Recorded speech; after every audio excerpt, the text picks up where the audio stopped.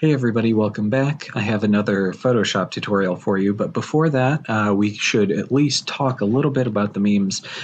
For the most part, they look pretty good. There's no standard for memes, so if you chose any kind of font or typeface that's a little bit different than anyone else's, that was just fine. For the most part, they were very readable, text over images, which is exactly what we were looking for. Everyone exported properly and embedded properly on Canvas so far at the time of this recording. So I'm pretty happy with it. The only thing that could be a little bit better is some of them have some spelling errors or typos, and we can clean that up in Photoshop, sort of. So let me show you this really quickly before we get into the actual tutorial. So if I'm typing in my type tool here and I type something like this, okay, so clearly a spelling error here. If I highlight, go to edit, and then check spelling, it's going to find that that MSSED is not in Adobe's dictionary, and it will suggest a different word there. Like if I messed up, it would assume that that's what I actually wanted and kind of inform me of that. That said, if you are used to spell checkers in like Microsoft Word or online, you're probably more used to something that can discover things with grammatical issues or incorrect usage of words. So if I type something more like this, oh no, but it should be N-O instead of K-N-O-W, if I try that same check spelling, it's really just checking the spelling of words. It's not looking for other types of errors. So if you find yourself prone to maybe making some mistakes like this, there's no judgment on my end, but it might be in your best interest to maybe use a spell check outside of Photoshop before you put it into Photoshop. So if it's a long bit of text, maybe pop that into Microsoft Word or maybe even something in your web browser before copying and pasting into Photoshop. Another thing about the memes, if you are intent on keeping up with your grades throughout the semester, remember that the in-class activities are basically just participation. Did you do it? Did you do it completely? And did you turn it in on time? If all of those things are yes, you should have gotten full credit for it, but it won't appear as like a number grade in the grade book. Instead, it'll just be in there as attendance. So if you look at the grade book and you see a 0% on attendance after the first week, that means I may have missed your meme, or maybe it didn't get posted properly. Or in the future, if you're looking for your grades for in-class activities, if you see it tick down from 100% to a lower grade, you have a pretty clear indication that I may have missed something or you didn't complete the project entirely. And I should indicate as much through discussions if maybe you missed a portion of the project. And usually I'll try to get that done in an early enough time for you to complete something that you may have just accidentally missed. Okay. Hopefully that clears up any confusion that you might have had about how the class is going to go. And we can actually get into our tutorial for the week. So I'm going to go into Photoshop. I already started this Photoshop project here, but we can make a new one. So I'm going to go to File and New and create a new project.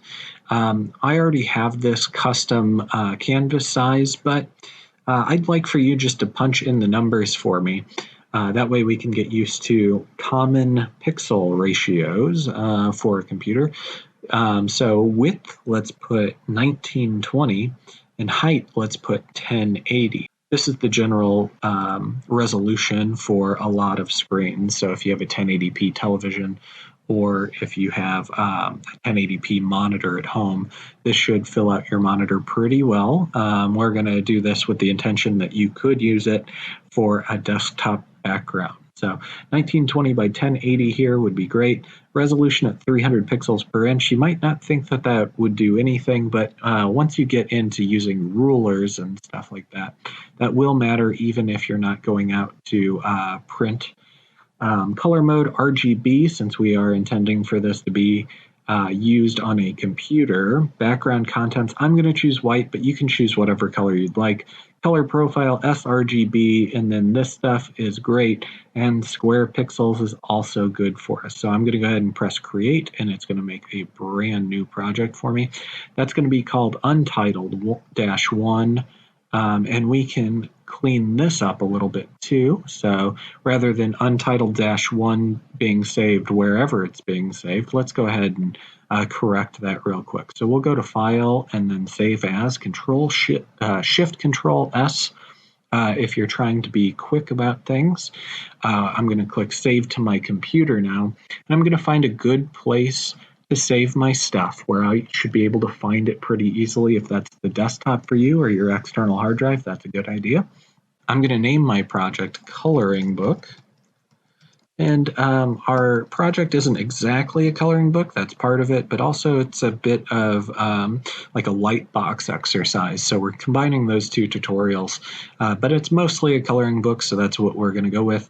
And then save as type, we're going to make sure that that says Photoshop there. So a .psd is what we're looking to do. I pre-made this one, so you don't need to have one there if you are looking for it. I'm going to go ahead and press save. And you shouldn't have this unless you worked through this tutorial already, but I'm going to click yes. And now we know our project is called coloringbook.psd, and it's saved where we want it to be saved. Over on the left side of your screen, you should see the toolbar. We've been introduced to the toolbar, but not all the tools there. Paintbrush looks like a paintbrush. B on your keyboard will be the shortcut to access the paintbrush.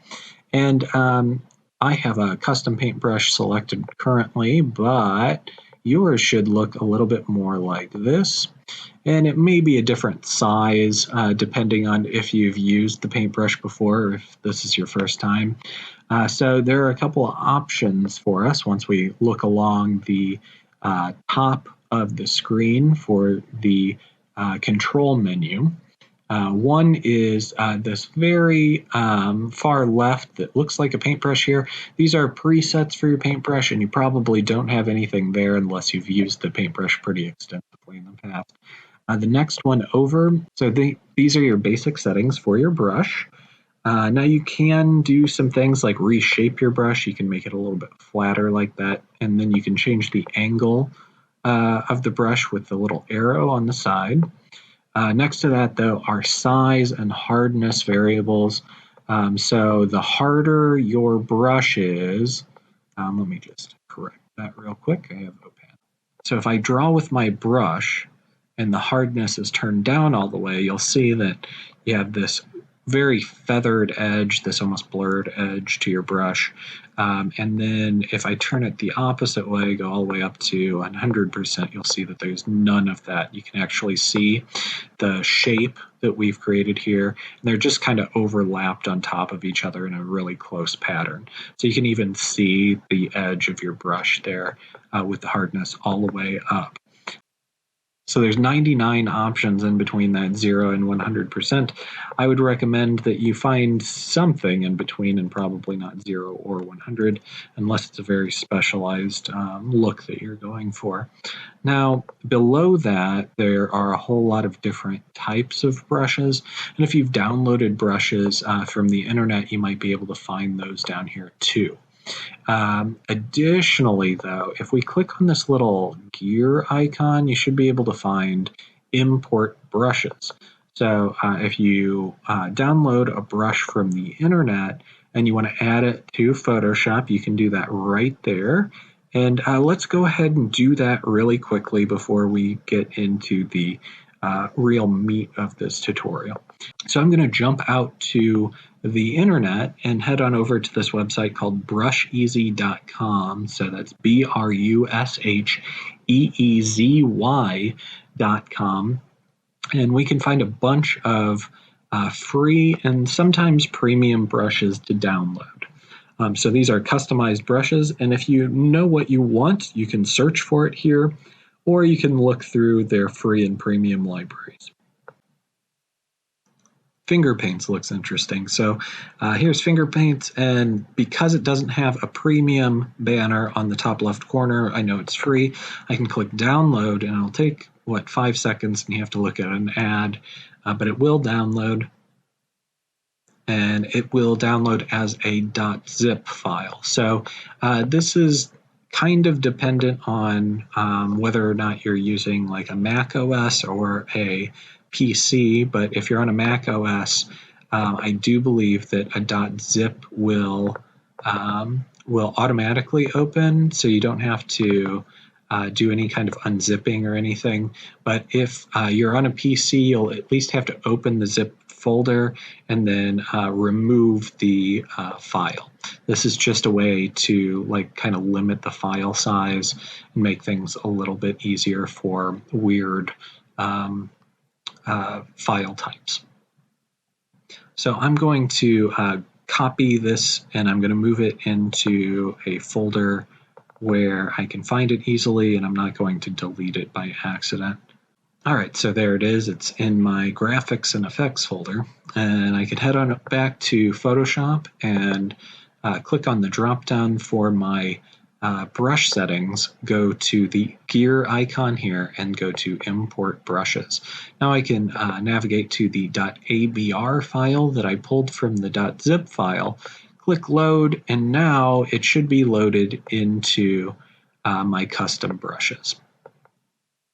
So there's finger paints at the very bottom of my list, and I can select any of these paint brushes and now start to use them.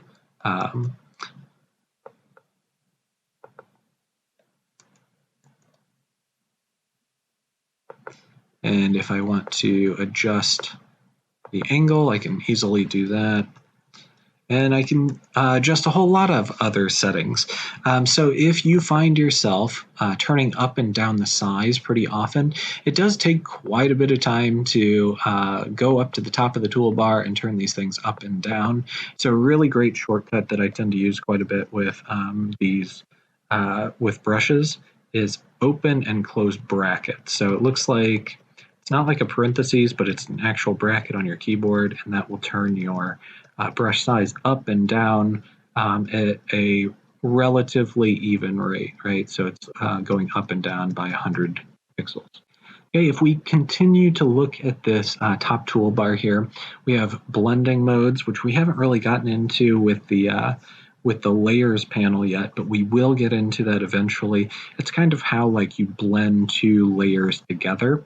So it's a little bit like opacity, but also kind of different. We will get into that when we go over touching up photos, but for now we're just going to kind of skip that, and instead we'll look at opacity, which you should know from last week just affects the transparency of your brush in this case. So I can just kind of change the angle on this one, and you can see how they overlap. It's different transparency. Okay, flow is actually pretty interesting. I'm just going to go ahead and select a more conventional brush really quickly. So flow is kind of like the flow of paint from your paint brush. So the more you turn that down, the more you'll be able to see the actual shapes of the brush.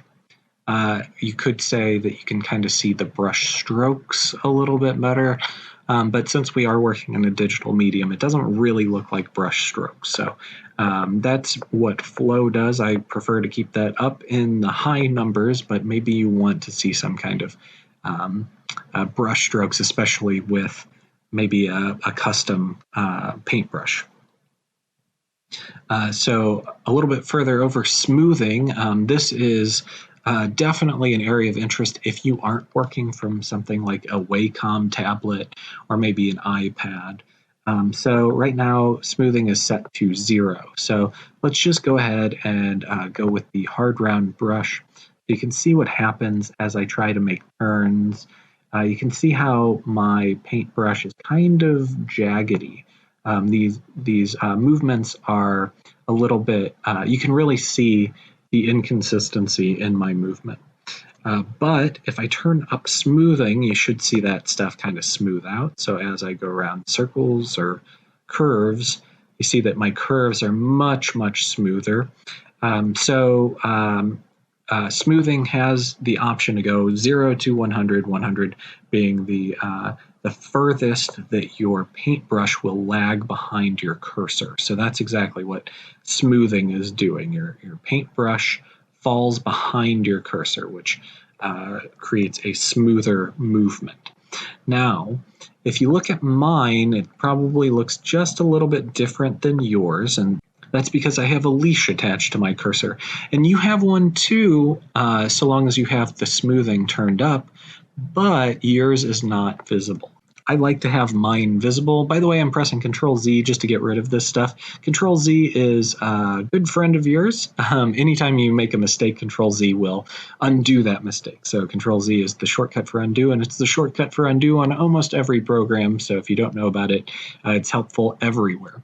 If you are an old Photoshop user and haven't used this for a few incarnations, you might have remembered Control Z undoes and then redoes, but in this case, since I think 2018, maybe 2019, Control Z will just step backward over and over again. If you would like to add a leash to your brush, we can do that pretty easily. So we're going to go up into Edit and then Preferences, and then cursors.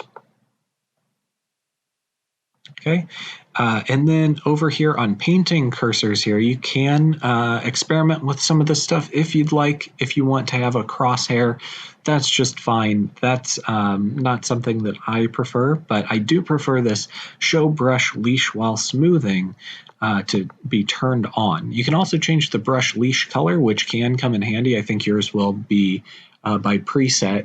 Set to like a hot pink color. And if you happen to be painting with a hot pink color, maybe that brush leash should be something that you can actually see. So lime green, I don't use lime green that often, but if I did use lime green, I would go and change the leash color. Okay, so that's how you add that if you'd like. Now, if you are doing something like what we'll be doing for our lightbox activity, and you have to follow pretty specific outlines, you might need to come to a specific point. And since this is lagging behind, you might be questioning how you do that.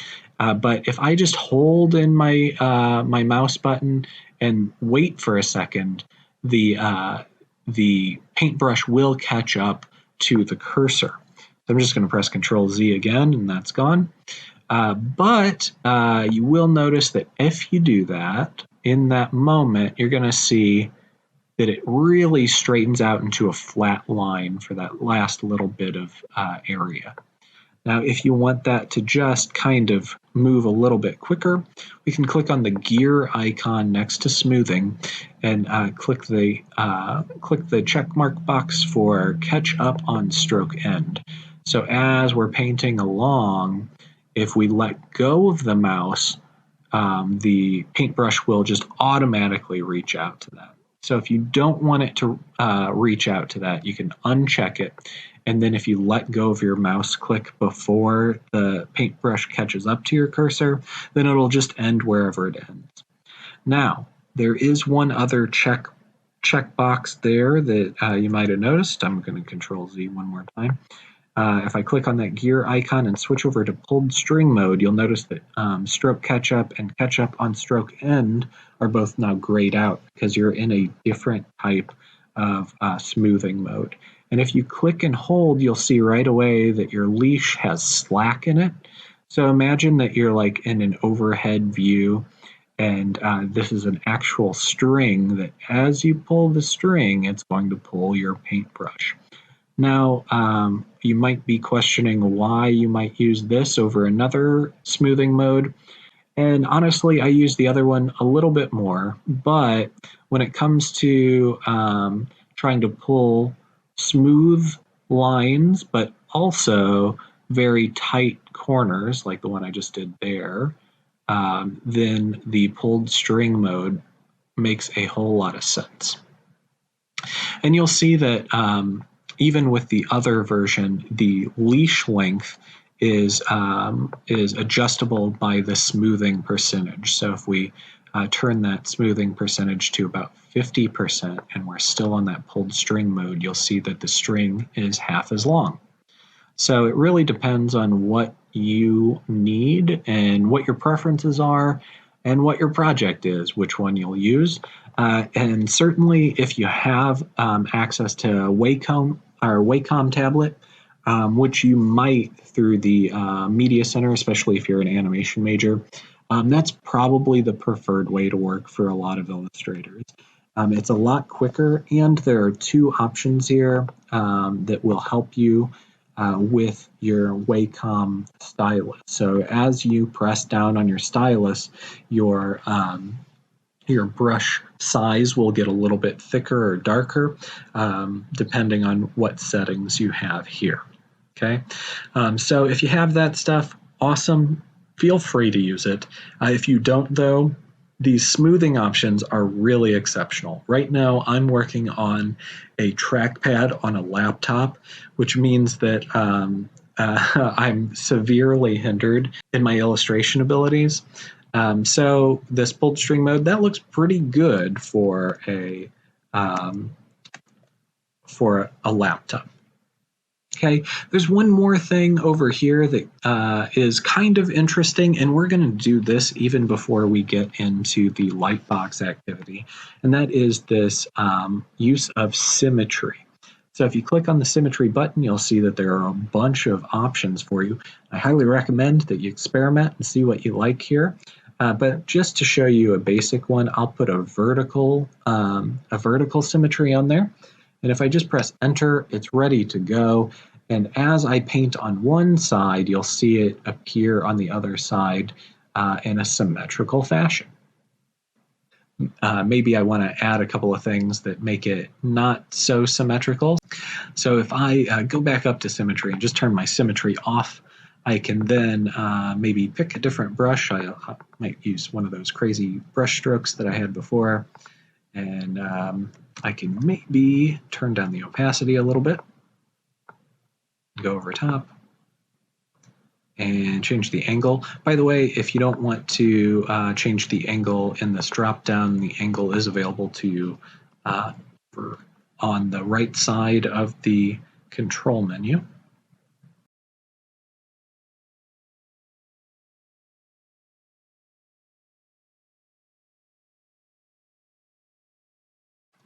All right, that's a simple little abstract something. So what I really want to show you with this, and you can certainly take a little bit more time to make your design a little bit nicer, but I want to show you how to do a pattern. It's pretty simple and easy to do. We are going to use our first selection tool. We'll go over selection tools ad nauseum next week. So we're going to use the most simple selection tool that we have, and that's the rectangular marquee tool, M on your keyboard for the shortcut. Looks like an outline of a rectangle on the toolbar. Then we're going to select an area around our illustration. Then we're going to head up to Edit and then Define Pattern. It's a little bit past halfway on the drop-down. We will define the pattern, we'll make sure that the thumbnail looks like what we want it to, and then we can just call this whatever makes sense, whatever you can find easily. So I'll call it maybe butterfly. It kind of looks like an abstract butterfly. Okay, so now I'm going to head to my layers panel and create a brand new layer. I can call this patterned background. So if I just double click the text next to the layer, I will be able to rename it. Pattern BG works for me. And then the background that already exists there, that may be a little bit distracting for me, so I can just delete it. So if I select that layer and press the trash can icon or just delete on your keyboard, that should allow you to delete it. By the way, this is what the transparent background looks like since I deleted the original background, so no more white there. got that checkerboard. So don't be afraid that your final image is going to look like a checkerboarded image. Instead, this is just transparency. Okay, so from here I can actually fill in my my pattern as a background. So if I go back on over to the toolbar and look, right now it's the gradient tool for me. It's G on my keyboard, but if I click and hold, remember you have extra tools in your toolbar if you click and hold. So click and hold on gradient and then select paint bucket. You should be able to find some options here. So right along the top in the control menu, once again, where it says foreground, that means foreground color. So if I clicked in the middle of my canvas right now, it would paint with the foreground color, which is that purple. But instead, what I want to paint with is a pattern. And as soon as I click pattern, you can see some options over here. Right now, it's some kind of trees or something. It's hard for me to see on my resolution. But at the bottom, I can see my custom patterns, and now I can paint with the pattern that I had. Now for me, that pattern is a little bit too big, right? I'd like to kind of spread this thing out. I'd like to see a whole lot of these in my canvas. So what I'm going to do is create a new pattern that's a little bit smaller using the same stuff. So I'm going to use that same marquee tool. Draw a rectangle around the area that I like of my pattern. And then same thing that we used last week, free transform, Control T on my keyboard will allow me to shrink this item down pretty considerably. So if I wanted that to be spread across my canvas, that looks pretty good. And it's got the marquee around it already. It's selected exactly where I need it to be. So once I'm happy with the free transform, I can just press enter on my keyboard, and then I have some options to turn this into a pattern once again. So I'm going to use that rectangular marquee tool again and select out an area that works for me, maybe something like that, and then go back to edit, define pattern. We can call this butterfly small. You call it whatever you want for your project. Okay, and then once again, a new layer. And we can delete the old one because it's a little distracting. I can call this once again pattern background.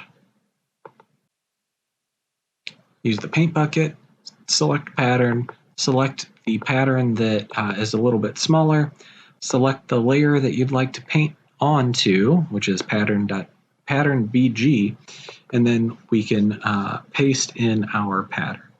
And it looks okay here. Looks better than it did before for sure. And maybe what we end up doing is just another Control T free transform and stretching that out so it fills our area in a way that's a little bit more uniform. Okay, that looks much better. All right, so there's a background for us, and then we can start working from here. The background is probably pretty bold in comparison to what we want to do on top of it. So if we want to adjust that, we can just use our opacity controls and turn that down a little bit. Remember, those checkerboards aren't going to come through in the final product. If you're really concerned about it, you can create another layer, just like what we did before. Use that paint bucket again. Use white as a foreground color. Make sure that you don't have pattern selected anymore, and paint that in white.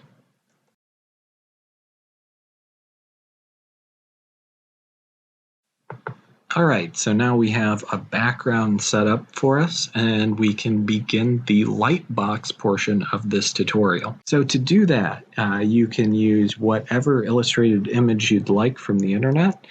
We can just do a Google image search, and in this case, normally it would be important that you have a high resolution image. Even like a medium resolution image should be just fine for you. So we're going to go navigate, and anything simple is going to be a little bit easier in terms of line work because we are tracing these areas. But if you choose something a little bit more complex, it could be worthy of a portfolio piece. rather than something very, very simple. I'm going to choose something moderately simple.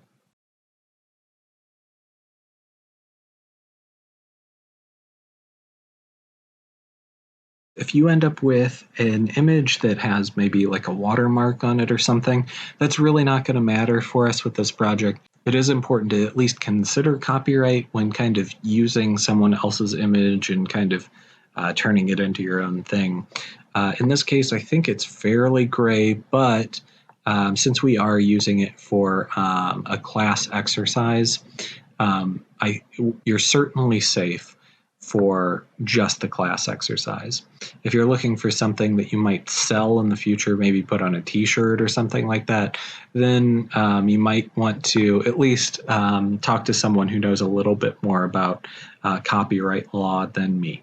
Okay, so I found this watermarked cat image, and it is low resolution, but I just used Control T on my keyboard to upscale it a little bit to be about the size that I want it to be in my background. I don't want this black cat over here. I just want the little skeleton cat. I think that that's kind of cute and interesting. When I'm happy with the size of it, enter on my keyboard, same as I did before. Now I can get rid of the stuff that I don't want, so it's not a distraction. I'm just going to use that rectangular marquee and select out the areas that I don't need. I can leave some of this white here if I want, but I'll just kind of get rid of a little bit of stuff. Okay, now before I start working on this background is probably going to become a pretty big distraction for me, but I do want to keep it for the final project, so I'm just going to keep it there, but the little eye icon next to it, and if you hover over it, it says indicates layer visibility. You can toggle that off or on. The shorthand for this is to shy out a layer. If we click on that eye icon, it's just gone temporarily. It's not deleted. We can always click that and it'll come back, but we'll just keep it away temporarily while we work on the lightbox portion of this project. Where it says layer 2 here, that can be a little bit confusing for me too, so I'm just going to double click it and I'm going to rename it, and I'm going to call it Cat Original. That way I know that everything that I do on a separate layer is my work, and everything on the cat original layer is the original image. So I'm going to go ahead and create a new layer. I'm going to double click that and rename it cat. That's going to be all of my work. And then what I'm going to do is I'm going to outline every major piece of this cat. And you can use whatever you'd like in terms of brush types, brush sizes, brush smoothing. This is your chance to kind of experiment with these things to get it right. What I will do, or what I would suggest anyway, I'm just going to change this brush type. So what I would suggest to you, other than taking your time to do this carefully, is to kind of turn down the opacity of that original layer. So you get this kind of gray look, and you can use whatever color you want to outline and stuff too. But if you're using black like I'm going to use, you can actually see that show up on top of other black. So you do want to make sure that you're on your separate layer and not on that cat original layer or whatever original layer that you're working on. And then you can start to trace this thing out. A couple of other things that can help you out as you're tracing this thing out. Control plus and minus on your keyboard are zoom in and zoom out. Remember that Control Z undoes. You might use undo quite a bit for this project. And the pulled string mode is helpful when you're going around very tight corners. Also, the smoothing options for the catch-up, if you hold in your mouse click, your brush should catch up to your mouse eventually. Another tool that is kind of helpful is the hand tool to kind of move things around rather than go over to the sidebars to move up and down, especially when you are probably going to be doing it pretty often. B remember, is the shortcut for brush. So if you're switching from hand tool back to brush, you don't have to move all the way over to the toolbar to make it happen. Now for large, uncomplicated images, you can probably use a larger brush to outline them. But as you get into more complex, detailed areas, you probably want a smaller brush. Remember that the bracket keys on your keyboard will adjust brush size if you want to do that quickly without going to the control bar.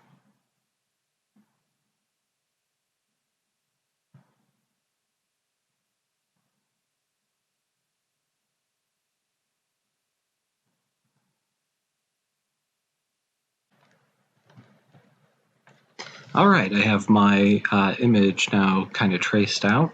And now the hard part is essentially over.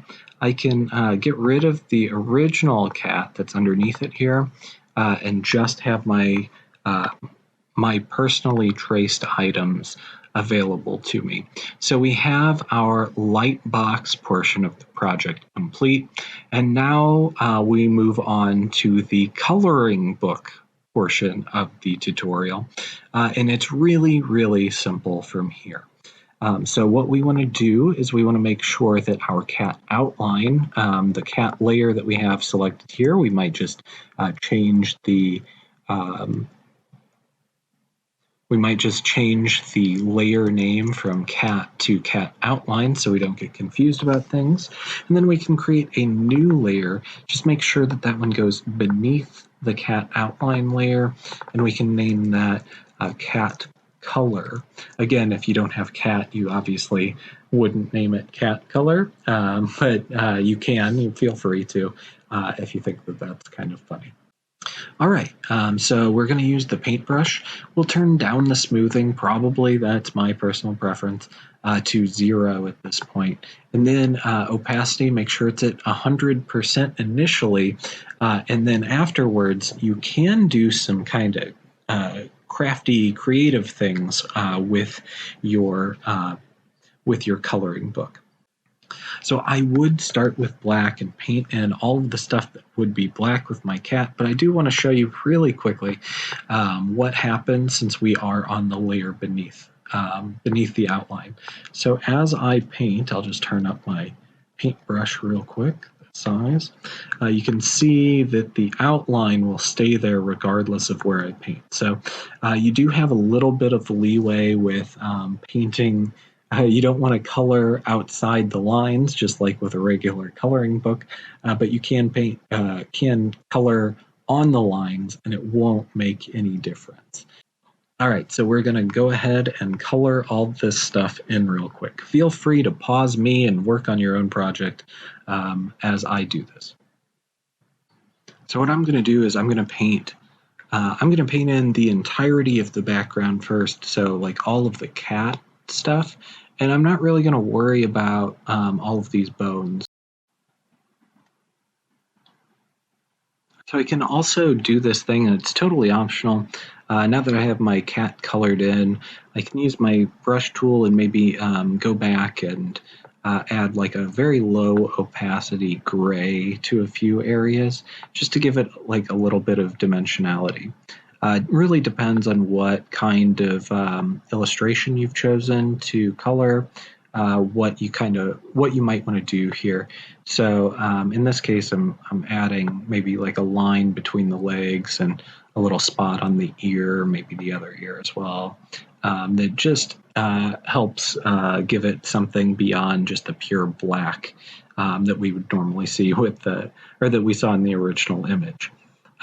So if you have a more detailed kind of photo, you could potentially add some like shadows or highlights in any given area. Okay, so it's not looking great yet, but that's because we have to paint in all of those skull pieces. But before that, I just want to shy out that cat color that I have so I can see those bones that we outlined. We're going to go ahead and create another layer. It's going to go above the cat color layer because we want it to cover up that black stuff. It's layer above that, right? And then we can just call this bones, or you can call it whatever it happens to be on your illustration. So I'm going to go ahead and paint these in certain colors, kind of like a sugar skull or something. I'm going to paint it all sorts of different colors because it is a coloring book project. That maybe would be better to keep it white, but for the purposes of this tutorial, I'm just going to paint them in with pretty bold colors.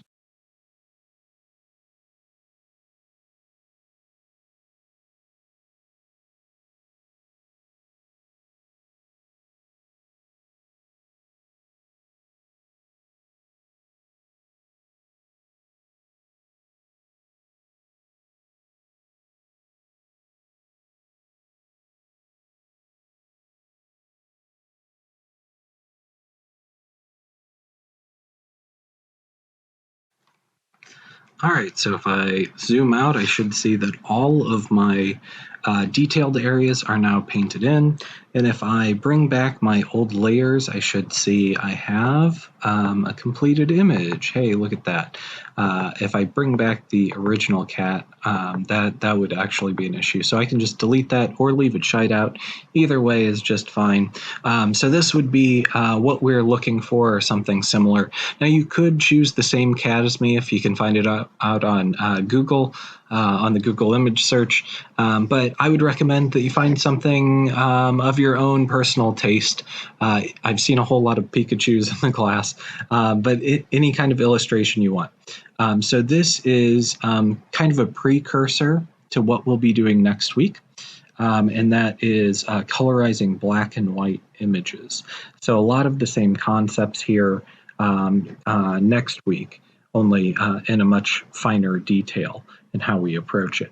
But I do want to let you know what's happening next week. That way you can prepare accordingly. Now, I will give you a package of black and white images to work through. And you can certainly use those, but you can also potentially use your own black and white photos. This tends to be a really good project if you want to make something that could be used as a present for like grandma and grandpa. So if you do take the time this week to collect whatever kind of black and white image you would want, and if you do attend during our regular lab hours next week, remember you'll have the full week to complete the project. I can give you access to a high quality scanner if your black and white image happens to be like a hard copy or something like that. Certainly not a requirement to use your own image, but I just wanted to let you know that there is an opportunity to do that. So hopefully yours turned out pretty well. Mine is fairly simple, but it gets the job done. When you have completed this, make sure that you export your image just like you did with your memes. File, save as, and save as a JPEG at a high quality. Embed your image on Canvas, and then that is it for this week. Congratulations, you've made it through another week of Photoshop.